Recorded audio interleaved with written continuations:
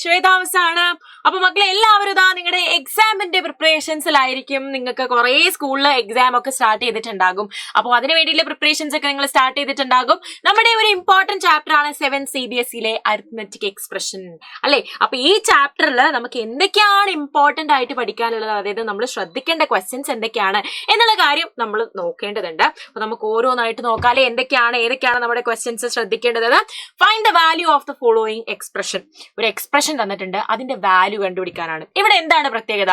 നമുക്ക് ബ്രാക്കറ്റ്സ് ഒന്നും തന്നിട്ടില്ല. അപ്പൊ നമ്മൾ തന്നെ ബ്രാക്കറ്റ്സ് ഒക്കെ ഇട്ട് ഏതാണ് ആഡ് ചെയ്യേണ്ടത് ഏതാണ് മൈനസ് ചെയ്യേണ്ടത് എന്നുള്ള കാര്യത്തിലൊക്കെ നമുക്ക് ഏകദേശം ഒരു തീരുമാനമാക്കിയിട്ട് വേണം നമ്മൾ എന്ത് ചെയ്യാൻ, നമ്മളിത് ചെയ്ത് നോക്കാൻ, ഇതിന്റെ എക്സ്പ്രഷന്റെ വാല്യൂ നമ്മൾ കണ്ടുപിടിക്കാൻ വേണ്ടിയിട്ട്. അപ്പൊ നമുക്ക് നോക്കിയാലോ. അപ്പൊ ഇതിന് വേണ്ടിയിട്ടാണ് നമ്മൾ ടേംസ് എന്ന് പറഞ്ഞൊരു സംഭവം ഉപയോഗിക്കുന്നത് അല്ലെ. നമ്മൾ പഠിച്ച കാര്യമാണ് എന്താണ് ടേംസ് എന്നുള്ളത്.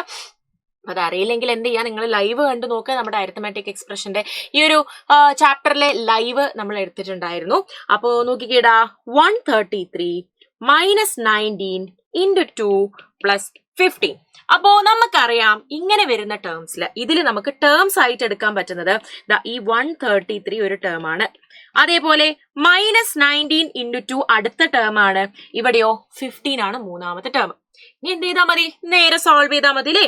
ഇവിടെ നമുക്ക് 133 കിട്ടി, ഇവിടെയോ -19 × 2. 19 × 2 എന്ന് പറയുന്നത് എത്രയാണ്? നമുക്കറിയാം 38 ആണ്. സോ ഇവിടെ -38, ഇവിടെ +15. അപ്പൊ +15 ആദ്യം ഇതും കൂടെ നമ്മൾ ആഡ് ചെയ്യാൻ പോവാണ്. 5 + 3 8 ആണ്.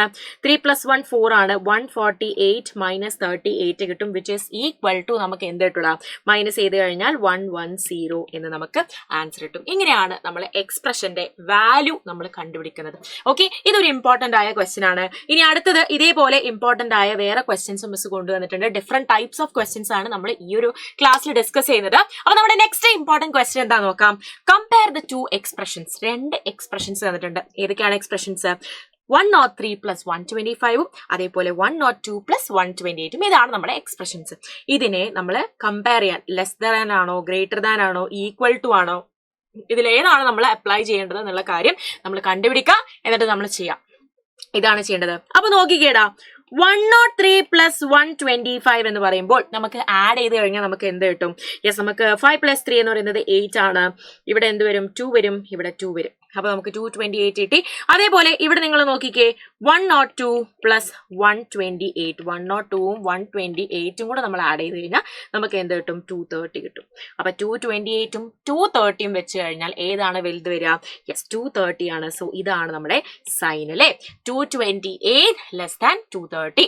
ഇങ്ങനെയാണ് നമ്മൾ എന്ത് ചെയ്യേണ്ടത്? നമ്മൾ സൈൻ ഇട്ട് കൊടുക്കേണ്ടത്. അപ്പോൾ ഇതും നിങ്ങൾക്ക് ഇമ്പോർട്ടന്റ് ആയ ഒരു സാധനമാണ്. അടുത്ത നിങ്ങൾ ഇമ്പോർട്ടന്റ് ആയ ഒരു ടോപ്പിക് ഈ ഒരു ചാപ്റ്ററിൽ നിന്ന് എന്ന് പറയുന്നത് നമ്മുടെ വേർഡ് പ്രോബ്ലംസ് ആണ്. വേർഡ് പ്രോബ്ലംസ് ഇല്ലാതെ ഒരു ക്വസ്റ്റ്യൻ എന്തായാലും നിങ്ങൾക്ക് ഉണ്ടാവില്ല. അപ്പൊ അത്രയ്ക്കും ഇമ്പോർട്ടന്റ് ആണ് നമ്മുടെ വേർഡ് പ്രോബ്ലം എന്ന് പറയുന്നത്. അപ്പൊ നമുക്ക് നോക്കിയാലോ. Store cells 15 boxes of cookies. 15 box അല്ലെ, 15 ബോക്സ് കുക്കീസ് ആണ് ഒരു സ്റ്റോർ സെൽ ചെയ്യുന്നത്. ഒരു ബോക്സിൽ എന്തുണ്ടെന്നാ പറയുന്നത്? 6 ചോക്ലേറ്റ് ചിപ്സും 4 പീനട്ട് ബട്ടർ കുക്കീസും അല്ലെ. 6 എത്രയാണ്? ചോക്ലേറ്റ് ചിപ്പ് കുക്കീസും അതേപോലെ 4 പീനട്ട് ബട്ടർ കുക്കീസും. രണ്ട് നല്ല ടേസ്റ്റി സാധനങ്ങളാണ്. ഒരു ബോക്സിൽ ടോട്ടൽ 10 ഉള്ളത് അല്ലെ. അപ്പൊ ടോട്ടൽ കുക്കീസ് എത്രയാണ് എന്ന് ചോദിച്ചു കഴിഞ്ഞാൽ, ടോട്ടൽ കുക്കീസ് ഇൻ 1 ബോക്സ്, ഒരു ബോക്സിൽ എത്ര കുക്കീസ് ആണെന്ന് ചോദിച്ചു കഴിഞ്ഞാൽ നമുക്കറിയാം 6 + 4 which is equal to 10 cookies ആണ്. ഇനി എന്താ നമ്മളോട് പറഞ്ഞത്? 15 ബോക്സിൽ എത്ര കുക്കീസ് ഉണ്ടാകും? അപ്പോ 15 ബോക്സസിൽ എത്ര കുക്കീസ് ഉണ്ടാകും എന്ന് ചോദിച്ചു കഴിഞ്ഞാൽ 15 × 10 which is equal to 150. ഇതിനെ എക്സ്പ്രഷൻ ആക്കി നമ്മൾ എഴുതുകയാണെങ്കിൽ നമുക്ക് നേരെ എഴുതാൻ പറ്റൂലേ.